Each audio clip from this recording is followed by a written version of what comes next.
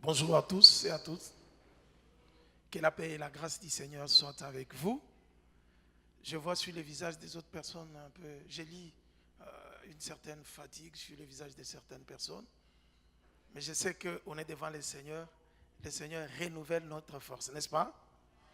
Est-ce que quelqu'un peut acclamer le Seigneur très bien?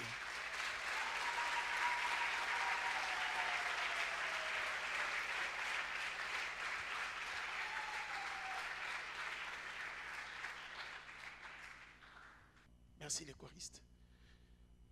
Nous allons directement enchaîner avec notre prédication.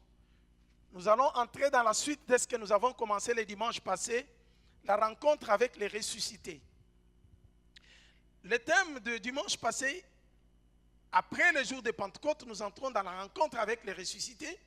Et nous avons parlé, nous avons dit que la rencontre avec les ressuscités, c'est une question des relations. Puisque les ressuscités ne se montrent pas aux soldats romains, ils ne se montrent pas à Pilate, ils ne se montrent pas à ceux qui ne les connaissent pas, mais il va se montrer à ses disciples. Et que cette rencontre n'est pas question de les voir, mais c'est question de les reconnaître. C'est pourquoi les disciples d'Emmaüs, dont nous avons parlé le dimanche passé, ils étaient dans le désespoir. Ils quittaient la communauté, ils rentraient dans leur pays, ils rentraient dans leur ville, dans leur coin, pour abandonner la communauté dans le désespoir que celui qu'on espérait être puissant, qui allait détruire l'Empire romain, nous donner la liberté, est décédé. Pour nous, il n'y a plus d'espoir. C'est là que les rencontres, les ressuscités les avaient rencontrés. Quand ils les ont rencontrés, ils ne l'ont pas reconnu. Il a fait la marche avec eux, jusque chez eux. Mais c'est à la fraction du pain que leurs yeux se sont ouverts. Ils ont reconnu, oh, il s'agit du maître. Et pendant qu'ils l'ont reconnu, il a disparu directement. Pour dire que son problème n'était pas de le voir. La rencontre était question de le reconnaître. Aujourd'hui, nous allons voir le deuxième texte qui nous amène toujours dans la rencontre avec le Seigneur. Cette fois-ci, avec une femme. Jean chapitre 20, le verset 11 à 13. Jean chapitre 20, le verset 11 à 13. 11 à 18. 11 à 18. Jean chapitre 20, à partir du verset 11 à 18. Nous lisons au nom du Seigneur. Pendant ce temps, Marie se tenait dehors près du tombeau et pleurait. Tout en pleurant, elle se pencha vers le tombeau. Elle vit deux anges vêtus de blanc assis à l'endroit où le corps de Jésus avait été déposé, l'un à la tête et l'autre aux pieds. Ils lui dirent, « Pourquoi pleures-tu » ? « On a enlevé mon Seigneur, leur répondit-elle. Je ne sais pas où on l'a mis. Tout en disant cela, elle se tourna et vit Jésus qui se tenait là. Mais elle ne savait pas que c'était lui. « Pourquoi pleures-tu » lui demanda Jésus. « Que cherches-tu » Pensant que c'était les jardiniers, les gardiens du jardin, elle lui dit, « Si c'est toi qui l'as emporté, dis-moi où tu l'as mis pour que j'aille le reprendre. » Jésus lui dit, « Marie !» Elle se tourna vers lui et s'écria en hébreu, « Rabouni !» ce qui veut dire « maître ». « Ne me retiens pas » lui dit Jésus, « car je ne suis pas encore monté vers le Père. Va plutôt trouver mes frères et dis-leur de ma part. Je monte vers mon Père qui est votre Père, vers mon Dieu qui est votre Dieu. » Marie de Magdala alla donc annoncer aux disciples, « J'ai vu le Seigneur » et elle leur rapporta ce qu'il lui a dit. ce qu'il lui avait dit. Prions le Seigneur. Nous te disons merci pour ta parole, Seigneur. Enchaîne avec nous sur ces messages. Au nom de Jésus. Amen. Si les disciples d'Emmaüs quittaient la communauté pour rentrer à Emmaüs, à 2 heures de marche, ou à une douzaine de kilomètres, dans le désespoir, mais je regarde maintenant une femme qui reconnaît le Seigneur, qui se souvient de ce que le Seigneur a fait d'elle. Marie de Magdala est cette femme qui était possédée de 7 démons et qui a trouvé la délivrance quand elle a rencontré le Seigneur Jésus.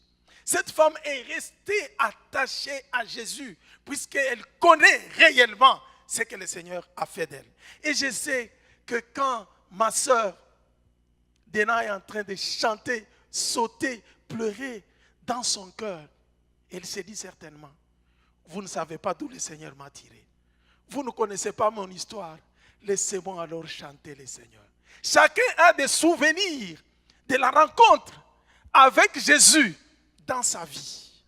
Mais après sa résurrection, on est obligé de ne plus voir ce Jésus, mais on est obligé de le reconnaître par notre foi et d'entrer en communion et en relation avec lui. Puisqu'il reste celui qui agit dans notre vie. Amen. Cette femme n'oublie pas comment elle a été tourmentée par les 7 démons. Comment elle a souffert avec ça. Mais dès qu'elle a connu la délivrance avec le Seigneur, elle est restée attachée à Jésus. Pendant que les autres pouvaient fuir, regardez la foi de Marie de Magdala. Pendant que les autres pouvaient abandonner, pendant que les disciples d'Emmaüs étaient découragés, ils disaient c'est fini, c'est ton puissant, le prophète qu'on espérait ne peut plus rien. Ils rentraient chez eux, mais elle était encore là. On nous dit dimanche matin, elle se réveille pour aller. Si vous lisez les évangiles, les autres parlent qu'avec d'autres femmes, elle est allée pour embaumer le corps de Jésus-Christ. Même si Christ est dans le tombeau, il est mort, pour Marie de Magdala, Christ reste son Seigneur. Et regardez dans son entretien avec ces gens, que cherches-tu? Il dit, je cherche mon Seigneur. Même dans le tombeau, même quand les autres sont découragés, cette femme a des souvenirs de ce que ce monsieur a fait pour lui. N'y a-t-il pas quelqu'un qui peut avoir la foi de Marie de Magdala? Jésus n'a rien fait dans ta vie. Pourquoi tu veux l'abandonner? Puisqu'il est silencieux dans ta vie, son silence ne veut pas dire qu'il est absent. Il est là, il te regarde. Il chemine avec toi dans la souffrance. Pendant que tu pleures, Jésus est à côté de toi. Il est au-dedans de toi. C'est lui qui comprend mieux ta souffrance que nous autres. De l'extérieur, je peux compatir, te donner les paroles. Mais mes paroles, quand tu es plus profondément blessé, s'il n'y a pas le Saint-Esprit, ces paroles ne peuvent pas consoler ton cœur. Cette femme s'avance auprès de Jésus en pleurant. Et imaginez-vous, si vous lisez à partir du premier verset, ils sont sortis. C'est elle qui arrive tôt le matin dans l'obscurité. Il était obscur. Pour l'évangile selon Jean,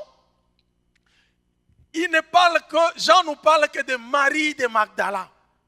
Il ne parle pas d'autres femmes si vous lisez l'évangile selon Jean. Il ne parle que de Marie de Magdala, il ne parle pas d'autres femmes. Pour montrer l'amour. Jean aime beaucoup parler de l'amour. Il nous montre l'attachement, l'amour que Marie de Magdala avait envers Jésus. Pendant que les autres dormaient, tôt le matin. Si je prends les récits de Matthieu, qui nous montrent que Jésus était dans le tombeau, mais il était toujours sous surveillance des militaires. Comment cette femme ne pouvait pas avoir peur de tous les militaires qui gardaient le tombeau? On nous montre que c'est tôt le matin. Il y avait encore de l'obscurité. Elle a le courage. Bien aimé, si vous avez l'amour du Seigneur, vous aurez le courage de faire ce que les autres ne peuvent pas faire. Pendant que tout le monde avait peur, les disciples craignaient. Si vous lisez ce récit à partir du premier verset, vous verrez que Marie s'est réveillée tôt le matin pour se rendre au sépulcre. Dans l'obscurité. Pourquoi? Et quand elle arrive, elle trouve que la pierre était roulée. Elle pleure. En regardant dedans, elle voit qu'il y a 2 anges qui étaient dedans. Dans la caverne, dans la grotte.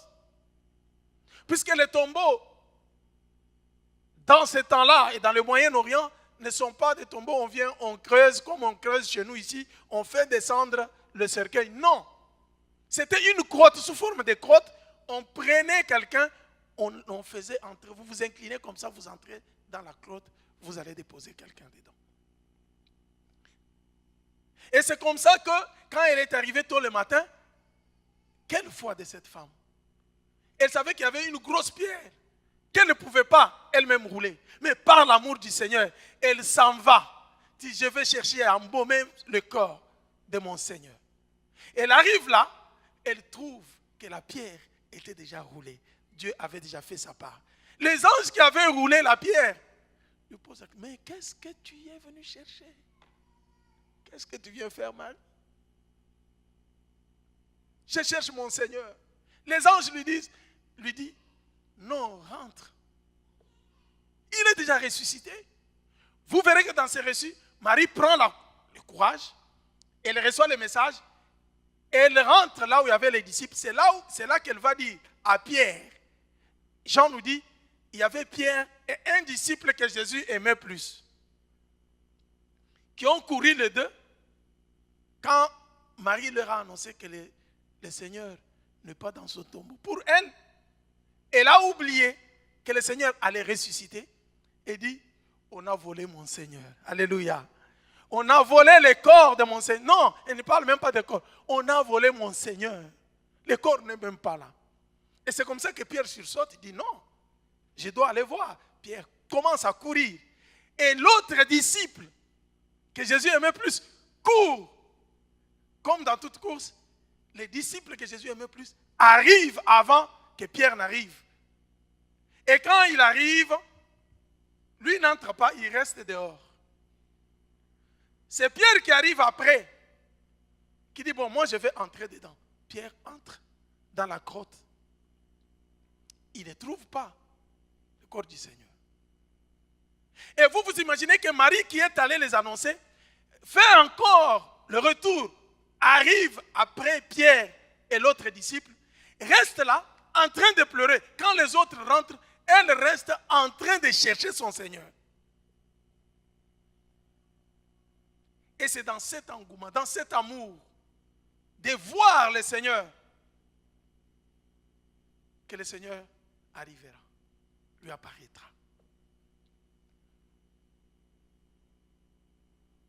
Il lui pose la question, Marie, et il lui pose la question, pourquoi tu pleures,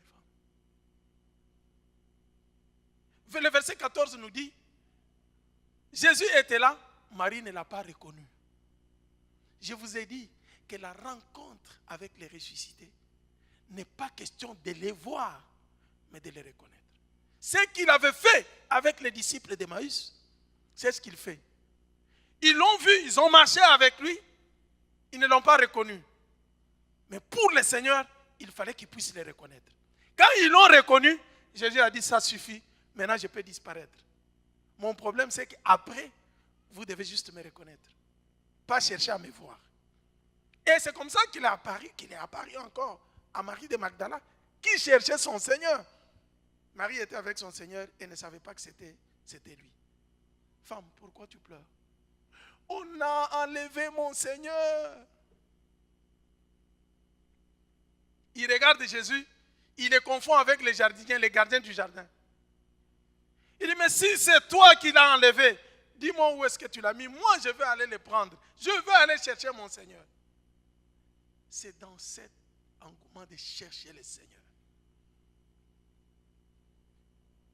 C'est dans la recherche du Seigneur que le Seigneur se laisse trouver. Cherchez-moi et vous me trouverez. Y a-t-il quelqu'un qui est dans le besoin de rencontrer le Seigneur, de voir le Seigneur?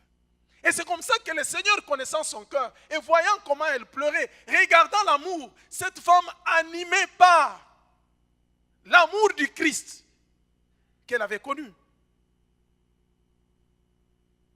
Elle pleure, même si les autres s'éloignent, mais elle va chercher au sépulcre son Seigneur. Et Jésus arrive et lui parle. Femme, pourquoi tu pleures? On a enlevé mon Seigneur. Alors que c'est le Seigneur qui lui parlait. Marie de Magdala qui a été délivrée par Jésus, qui a vécu, qui a vu Jésus, qui avait versé du parfum sur lui, mais n'a pas pu le reconnaître. Il fait la confusion avec les jardiniers. Puisque le ressuscité n'a plus besoin de le voir comme ça. Il a besoin que nos cœurs puissent le reconnaître. Et c'est là qu'il va entrer en action dans notre vie. Mais regardez comment Marie va le reconnaître. Quand on a femme, pourquoi tu pleures? Elle était en train. Si c'est toi qui l'as emporté, dis-moi où est-ce que tu l'as mis comme ça. Moi, je le prendrai. Jésus prononce sa parole. Il l'appelle maintenant par son nom pour vous parler de la relation. Pour montrer que je te connais. Je connais même ton nom. Marie. C'est par la voix du Seigneur que cela déclenche un déclic dans son cœur. Mes brebis connaissent ma voix. Marie, ses yeux s'ouvrent par la parole du Seigneur Jésus-Christ. Reconnais directement. Oh Rabouni, maître, c'est toi. Je m'imagine que Marie voulait l'embrasser directement. C'est comme ça qu'il lui a dit, ne me touche pas. Je ne suis pas encore monté au Père. Ne me touche pas. Mais regarde ce que je te dis. Va maintenant annoncer à tous les disciples que je m'en vais vers mon Dieu et celui qui est votre Dieu. Vers mon Père et celui qui est votre Père. Bien-aimés, le Seigneur, les ressuscités, annonce que nous faisons maintenant la partie de la famille des dieux. La rencontre avec les ressuscités fait de nous maintenant les membres de la famille de Dieu. Il rassure à tous les disciples. Marie va annoncer à mes frères. Ce n'est pas pour rien qu'il nous a appelés mes frères. Parce que sa résurrection nous a fait de nous les fils de Dieu. Lui, en tant que le premier-né, et nous tous, nous le suivons derrière. Et qu'est-ce qu'il nous appelle à faire? À aller témoigner vers les autres. Même les disciples d'Emmaüs, si vous vous rappelez les dimanches passés, après la fraction du pain, quand ils ont reconnu le Seigneur, ils ne sont plus restés à Emmaüs. Ils ont repris la route la nuit pour aller témoigner que réellement nous avons rencontré les ressuscités. Ils sont rentrés dans la communauté.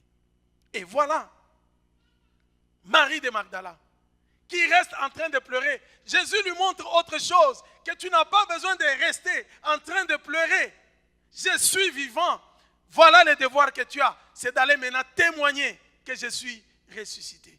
Non seulement que je suis ressuscité, va annoncer cette bonne nouvelle à tous ceux qui sont mes disciples, qu'ils font partie de la famille de Dieu. Mon Père est votre Père, mon Dieu est votre Dieu, et vous, vous êtes mes frères. Quel privilège! Et ces gens qui nous disent, tous ceux qui croient à son nom, il leur a donné le pouvoir de devenir enfants de Dieu. Bien-aimé, même si tu es né dans une famille dégradée, problématique, recomposée et décomposée et recomposée,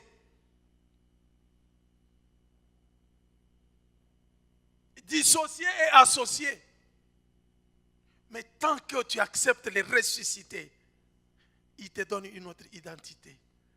Même si tu as été né et que tu ne connais pas ton père, on te dit, tu sais, ta mère vivait comme ça, mais il ne connaît même pas qui était vraiment ton père. Il ne l'a jamais vu. Et tu es en train de pleurer. Aujourd'hui, laisse-moi te dire que tu as un père qui ne mourra jamais. Dieu de toute la terre est ton père. Sois au moins rassuré de cela. Est-ce que tu avais choisi de naître dans le ventre de ta mère? Non. Tu es venu sans le savoir. Mais je vais te dire qu'il y a ton Père Céleste qui avait décidé que ces jours-là, qu'il y ait une certaine conception entre le ventre d'une femme pour que toi tu sortes. Mais le vrai Père, c'est celui-là qui t'a envoyé. Ce n'est pas ton père biologique que tu ne connais pas.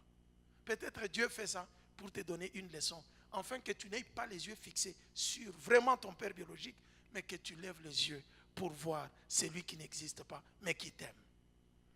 Nous faisons partie de la famille des dieux.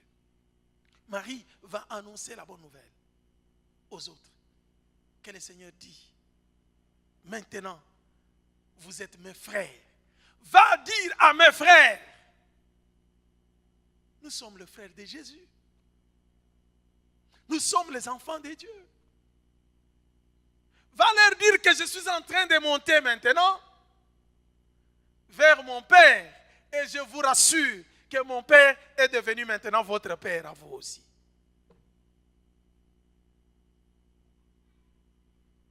Mon Dieu est votre Dieu aussi. C'est ça le problème de la rencontre avec les ressuscités. Il avait fallu que Marie reconnaisse par sa voix. Bien-aimé, est-ce que tu entends la voix du Seigneur? La voix du Seigneur est cette voix qui te parle. Quand on te prêche la parole, tu comprends que cette parole rencontre ton problème et une voix commence à te dire, voilà pour toi la parole qui vient. C'est la voix du Seigneur.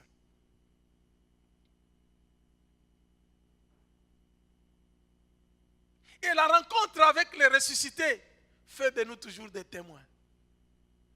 C'est pourquoi quand Luc commence à écrire les actes des apôtres, acte chapitre 1er, il commence avec la montée du ressuscité. Il monte au ciel, il dit à ses disciples, ne vous éloignez pas de Jérusalem, restez là jusqu'au moment où viendra la promesse. Le Saint-Esprit viendra sur vous et vous serez revêtus de la puissance. C'est à ce moment-là que vous serez mes témoins à Jérusalem, à Judée, en Samarie, jusqu'aux extrémités de la terre. La rencontre avec les ressuscités fait de nous des vrais témoins. Est-ce que nous sommes des témoins du Christ? Ce n'est pas question, non, et vous priez même Jésus que vous n'avez pas vu, vous les connaissez. Non, ce n'est pas question de les connaître, de les voir. Comme je vous ai dit la fois passée, les images que nous voyons, j'insiste encore, c'est un film monté, ça n'a rien à voir avec Jésus de Palestine qui a existé. Oui, c'est vrai. Si moi je veux décrire le Jésus de Palestine qui a existé, je ne décrirai pas un Jésus blanc avec les yeux bleus. Non. Je décrirai un Jésus avec les cheveux noirs. Oui.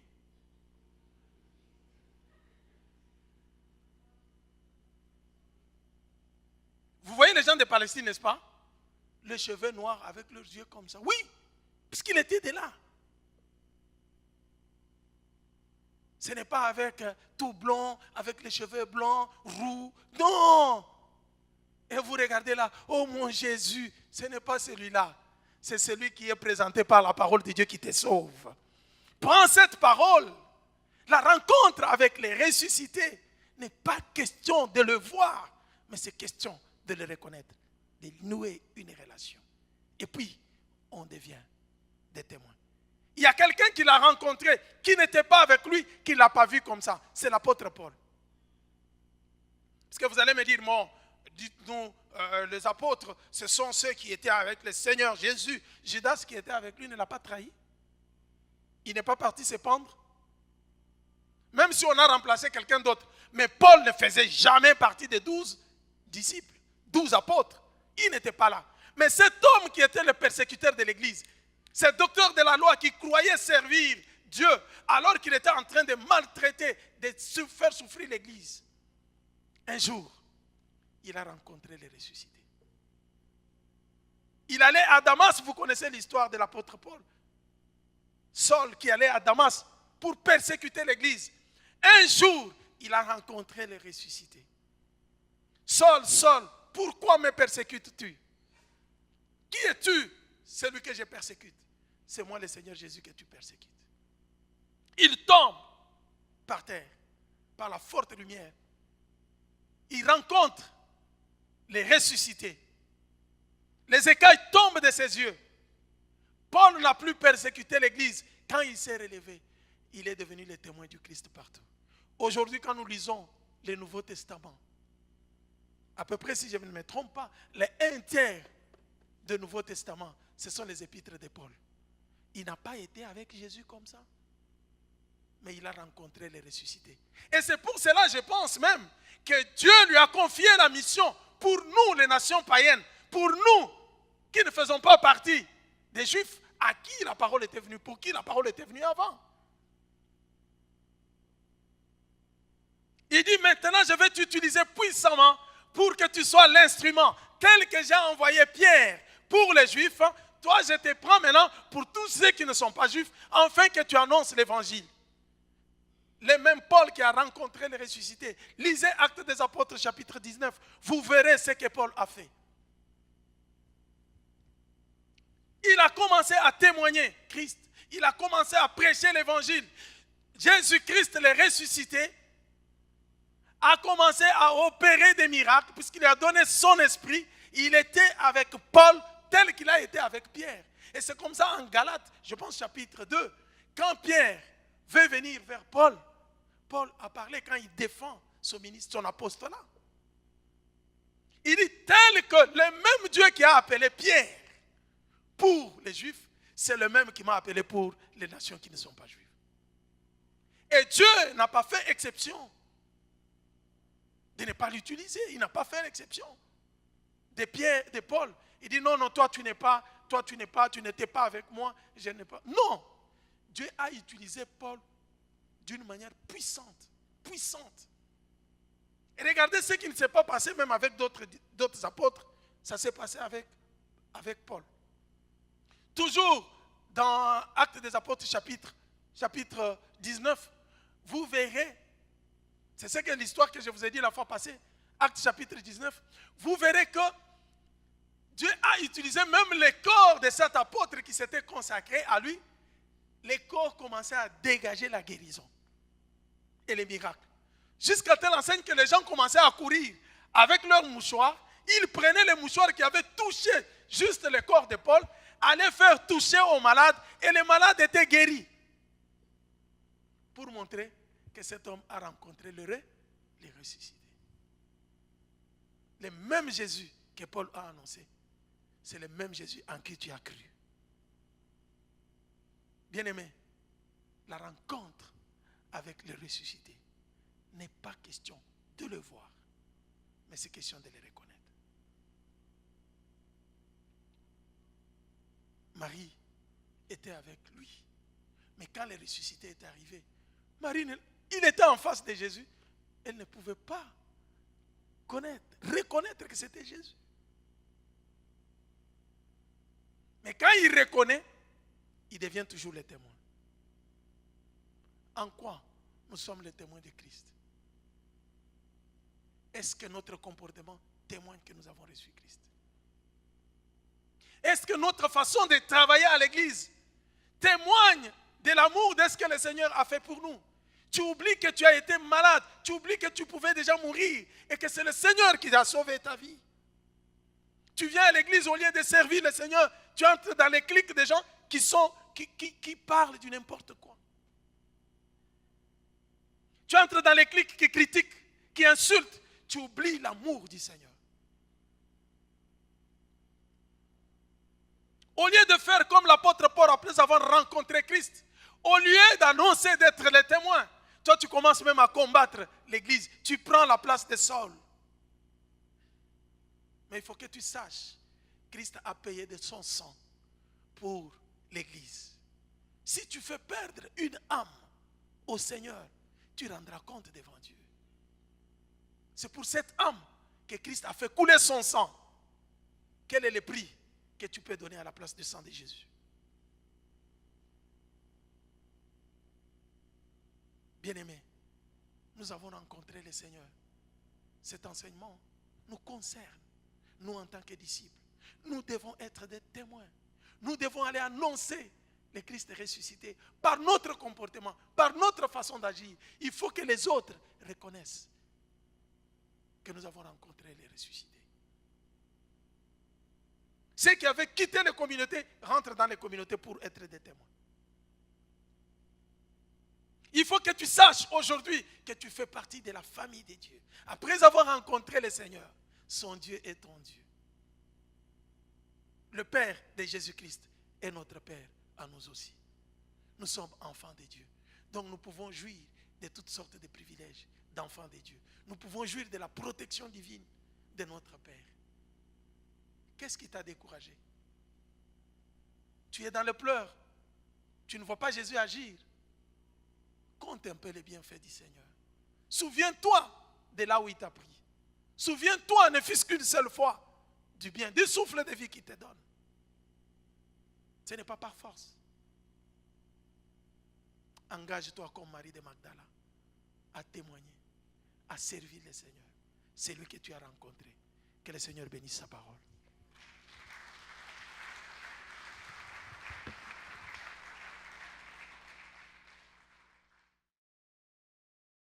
Calvin, let's go.